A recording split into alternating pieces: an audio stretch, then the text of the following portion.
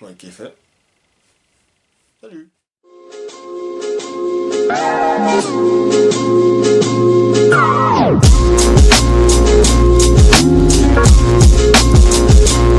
Bon bah salut, bonjour, bienvenue dans ma chaîne. Hein.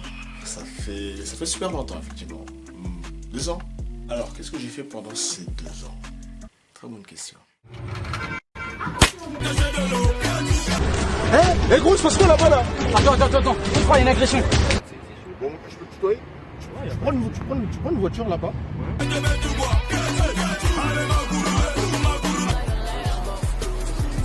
Non, c'est bon. Vas-y. C'est mon gars. Run. Paye. T'as laissé, tu fais quoi? Bon, oui, je fais quoi? Que dalle. That's it, yeah. Il faut savoir que pendant ces 2 ans, ben, j'ai pas mal galéré. J'ai eu la flemme, j'ai pas eu envie de faire des vidéos des fois et manque d'idées. Et surtout manque de temps. Bah maintenant qu'on a le confinement, merci Macron. Enfin voilà quoi, c'est la galère, je peux pas sortir, donc du coup j'ai pas le choix. T'as besoin d'une attestation pour sortir quand même. Ou si tu veux le carnet de correspondance, version adulte. Du coup, je fais une vidéo comme ça, on va dire, parce que j'avoue ça fait super longtemps et je voulais vraiment faire mon retour, enfin pas en claquant les doigts parce que sinon ça marche pas. Sinon je vais vous parler des événements tels que Japan Expo et Paris Manga. Alors, pourquoi?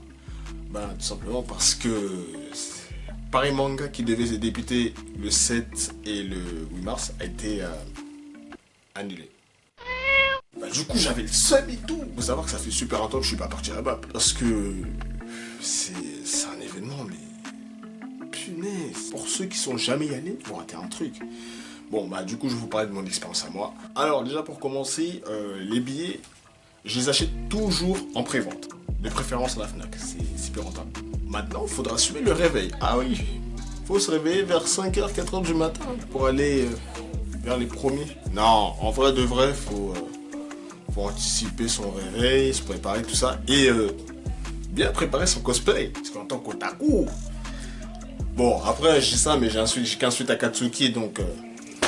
c'est pas facile. Par contre, faut attendre longtemps là-bas. Genre, je crois c'est quoi? C'est 2h, 3h? Je sais plus, je m'en souviens plus, ça fait super longtemps que je peux y aller. Dès que tu passes ton billet au vigile, il le valide. Et que tu rentres. C'est le paradis. T'as tous les stands qui peuvent exister. Manga, animé, jeux vidéo. Yaoi et Yuri pour les connaisseurs. Et surtout, t'as de la bouffe. Et t'as encore de la bouffe. Bon, je parle de bouffe, mais tellement comment je suis maigre, on dirait l'oncle de Kirikou. C'est une dinguerie. En plus, quand t'es là-bas, tu peux faire des rencontres, tu peux faire des free hugs, tu souhaites bonne Japan à tout le monde. T'as des gens, ils sont sympas. Et les dédicaces, par contre, c'est la même chose. C'est comme la douane, t'attends 2 heures. Après, chacun son bonheur et tout. Il y a même du catch. Alors là, purée. Mais après, vas-y, pour monter dans un ring... tu te fais recal, hein. Et même Dylan Boza qui vient d'être projeté par-dessus la 3e. Comme c'est grand de ouf, donc t'as le temps de faire le tour en moins pour 3 heures. Et encore. Alors, les gens qui me font des free hugs, mais qui ont une corpulence un peu stock, vous pouvez venir, y a pas de souci. Mais me serrez pas fort quand même. Je suis pas une Kinder surprise. Genre, tu crois vraiment qu'il y a un jeu qui va sortir de mon cerveau comme ça? Non, mais... just take easy. Bon, après, je pense que j'ai à peu près cité tous les points positifs. Bon, maintenant, les négatifs, préparez-vous, parce que, punaise. Malgré que ça soit beau, j'ai souffert. Hein. Déjà, règle numéro 1. Ça, c'est l'erreur que je fais toujours. Et je pense que je suis pas le seul. Ne jamais ramener de l'argent. Ça, je fais toujours. Genre, carré, moi, j'ai payé mon billet. J'ai acheté de la bouffe, à manger, tout ça. J'ai même ramené mon sac. Toujours, moi, je suis là, je regarde les potes. Acheter des sabres à 70 balles. Des mangas, des fois des hentai. Yay! Bah du coup moi qu'est-ce que je fais? Bah je prends les exemplaires gratuits. Après par contre j'avoue il y a 2 anecdotes. Le premier, ça arrive tous les ans, je comprends pas. En gros si vous voulez vers le stand du fond milieu, je vais vers les stands Just Dance. Ah oui il faudrait que je vous parle de ça mais attendez ça va revenir. Je marche avec mes potes et tout. Après t'as un mec avec un cosplay moulant, je crois que c'était... Le premier c'était Slenderman. Dites-moi si je me trompe, je ne sais plus comment il s'appelle. Ce mec il marchait à 4 pattes, il faisait que de me suivre, il faisait peur le gars. Je dis mais attends, mais t'as plusieurs filles autour, pourquoi tu prends moi? Je sais pas si ça faisait partie du délire du gars, mais il me collait mais vraiment très près. C'était chelou. Et j'étais très mal à l'aise. Après, j'ai pris ça à la rigolade. En gros, Slenderman et Deadpool, je sais pas si c'est les mêmes personnes, mais en tout cas, ils avaient le même délire de me draguer et de me courser. Mais mec, il y a des filles, pourquoi tu prends moi? En plus, j'avais pas mes contours. Bon, même là, maintenant, j'ai pas mes contours, donc je me casse. Bon, après, j'avoue, c'était marrant, mais c'est pas si grave que ça. Hormis le deuxième anecdote, franchement, préparez-vous parce que c'est un truc de malade. Tout à l'heure, je vous ai parlé de tous les stands, on va dire manga, animé, bouffe, tout ça, et tout ce qui est accessoires. Si vous voulez, il y a aussi un stand Just Dance, c'est-à-dire je peux danser tranquille sur du Just Dance, sur du Katy Perry, tout ça. Et le problème, c'est que c'est pas celui-là, parce qu'il y a un deuxième stand, justement. Cette fois-ci, c'est pas de la danse, mais si tu veux, t'as des animateurs qui viennent mettre de l'ambiance pour amener la joie et la bonne humeur. Ça s'est super bien passé jusqu'au moment des cadeaux. Il faut savoir que ça se passe, on va dire, 1 heure avant la fermeture. Ça ferme vers 18 ou 19 h, je sais plus.